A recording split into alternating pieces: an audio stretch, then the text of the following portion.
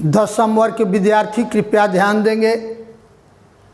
हम लोग पिछले क्लास में अर्थव्यवस्था के अंतर्गत पाठ 3 में जिसका शीर्षक है मुद्रा बचत एवं साख, मुद्रा बचत एवं साख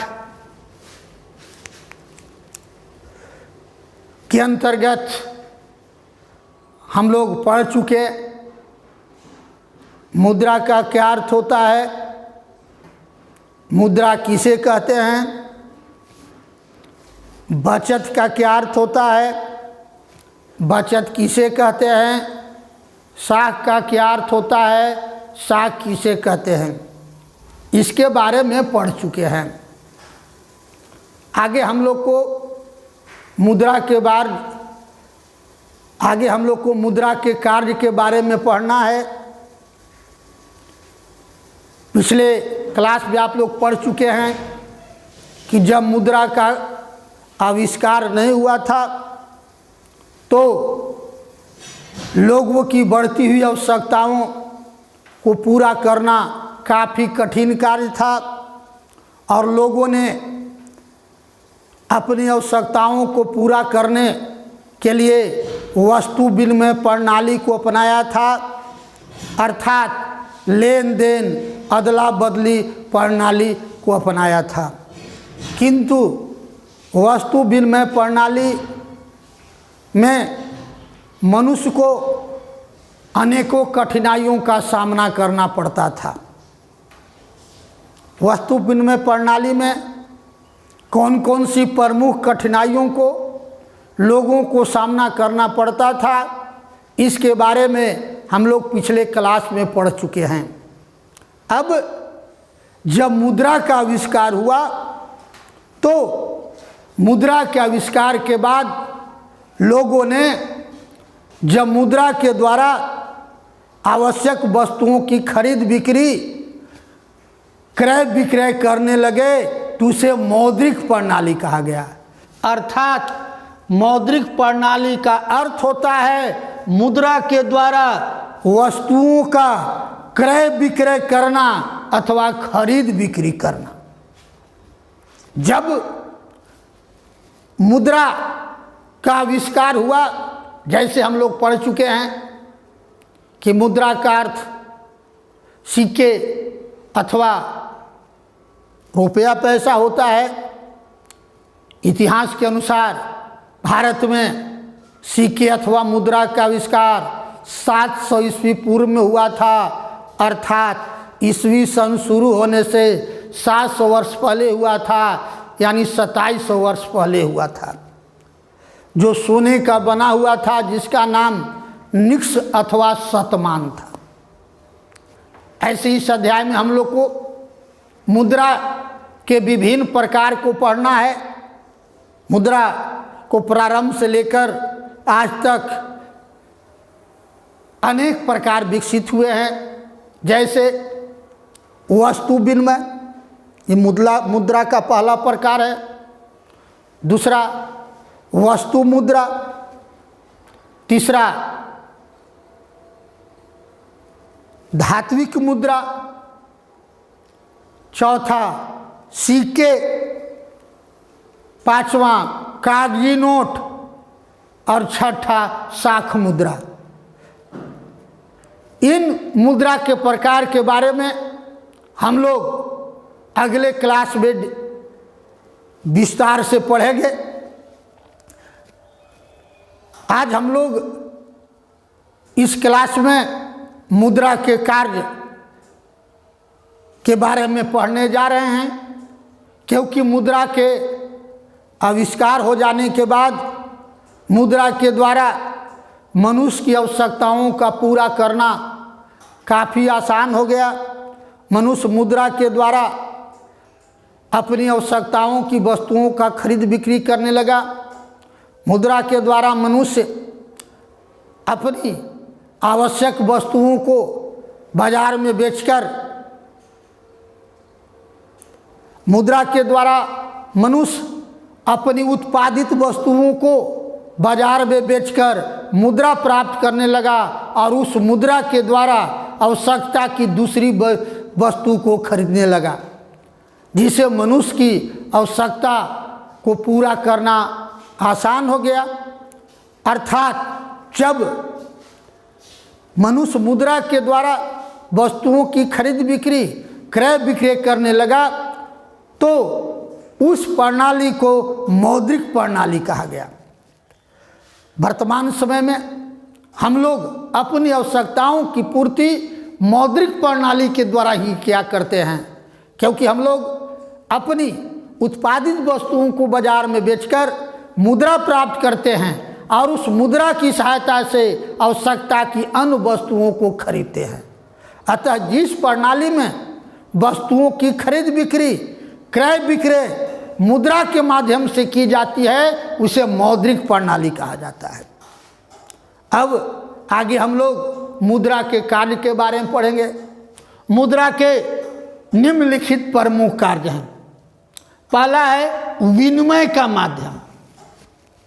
जैसे हम लोग पढ़ चुके हैं कि जब मुद्रा का आविष्कार नहीं हुआ था तो वस्तु विनिमय अर्थात लेन देन में काफ़ी कठिनाइयों का सामना करना पड़ता था, क्योंकि लेन देन अदला बदली तभी होता था जब हमारी वस्तु आपको चाहिए अब आपकी वस्तु हमको चाहिए।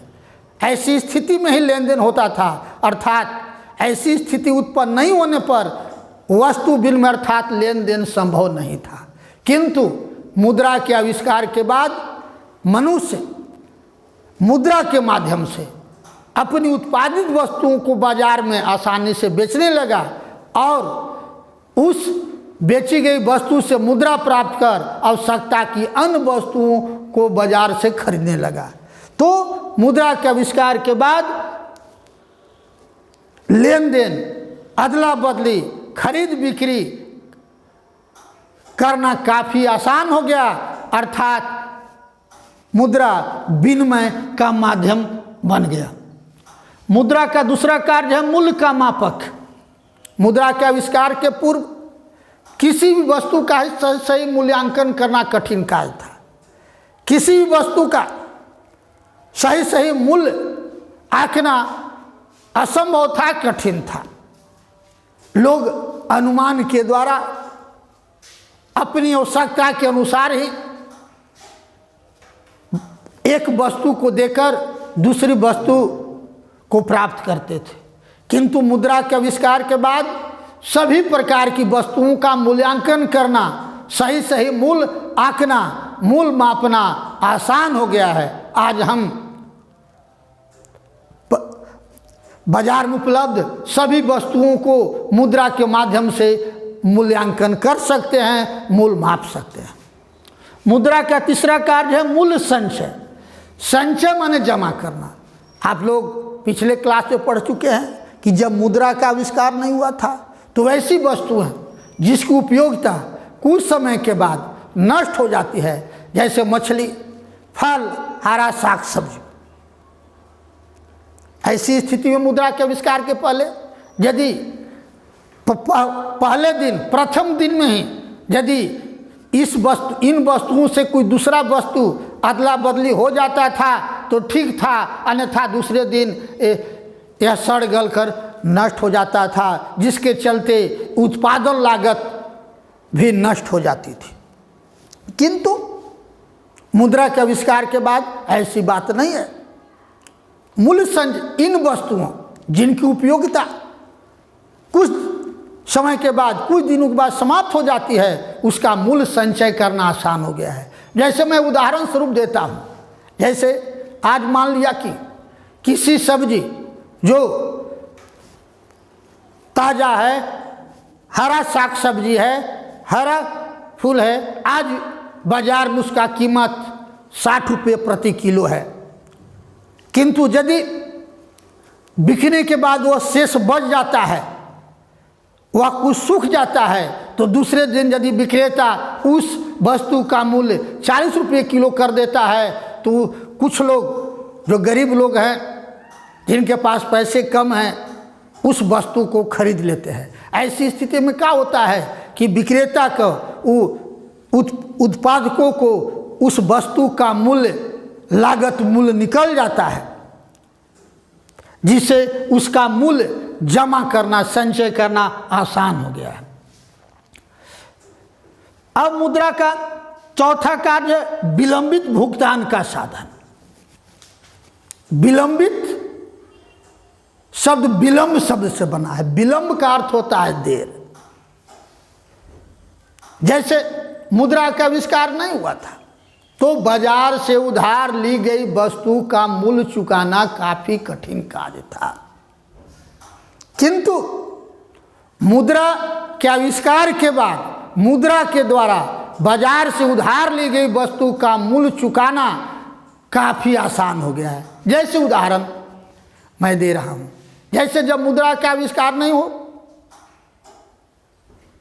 हुआ था तो कोई व्यक्ति किसी दूसरे व्यक्ति से दुधारू यानी दूध देने वाली गाय खरीदता था, और जब तक वह गाय दूध देती थी वह अपने पास रखता था, और जब वह गाय दूध देना बंद कर देती थी तो उस गाय को उसी व्यक्ति के पास वापस कर दिया जाता था। ऐसी स्थिति में क्या होता था कि देने वाला घाटा में पड़ जाता था और लेने वाला लाभ प्राप्त करता था। किंतु मुद्रा के आविष्कार के बाद ऐसी नहीं है। किसी भी उधार ली गई वस्तु का मूल्य हम अपनी आवश्यकता अनुसार, इच्छा अनुसार जब कभी भी मुद्रा के द्वारा चुका सकते हैं। पांचवा है क्रय शक्ति का हस्तांतरण। हस्तांतरण का अर्थ होता है एक हाथ से दूसरे हाथ में देना।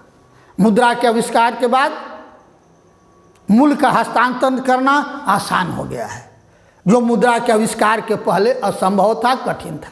जैसे आप लोग उदाहरण दे रहे हैं मुद्रा के आविष्कार के पहले, जैसे मैं पिछले क्लास में भी उदाहरण दिया था कि मुद्रा के आविष्कार के पहले यदि कोई हंसपुरा में रहने वाला व्यक्ति हंसपुरा से अपना मकान बेचकर दिल्ली में मकान खरीदना चाहता था तो उसके लिए हंसपुरा का मकान छोड़कर दिल्ली में खरीदना पड़ता था, क्योंकि दिल्ली वाले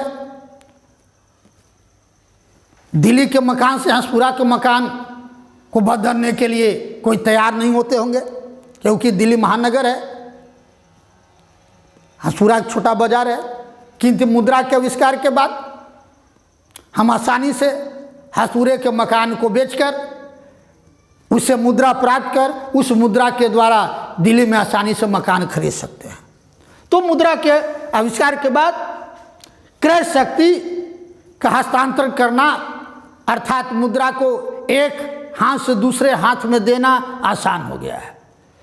छठा, इसका कार्य साख का आधार। साख माने विश्वास। मुद्रा के आविष्कार के बाद हमारे देश में बैंकों द्वारा अनेक प्रकार के साख पत्र जारी किए गए हैं, जैसे चेक, बैंक ड्राफ्ट, हुंडी। चेक एक प्रकार का लिखित आदेश है जो बैंक में रुपया जमा करने वाला व्यक्ति अपने बैंक को लिखित आदेश देता है कि इस चेक में लिखित रकम लिखित व्यक्ति को दे दिया जाए। दूसरा बैंक ड्राफ्ट। बैंक ड्राफ्ट भी एक प्रकार का लिखित आदेश है जिसमें एक बैंक दूसरे बैंक को लिखित आदेश देता है कि इस ड्राफ्ट में अंकित रकम अंकित व्यक्ति को भुगतान कर दिया जाए। हुंडी। हुंडी जैसे हम लोग लॉकर में सोना, चांदी, हीरा जवाहरात आदि जमा करते हैं, उसके बदले जो बैंक के द्वारा दिया जाता है वो हुंडी कहलाता है। तो ये प्रमुख साख पत्र हैं। तो मुद्रा के आविष्कार के बाद बैंकों द्वारा हमारे देश में विभिन्न प्रकार के साख पत्र जारी किए गए। इस साख पत्र के द्वारा उपयोग हम कर सकते हैं, आज भी कर रहे हैं। तो मुद्रा के ये निम्नलिखित कार्य हैं। हो गया।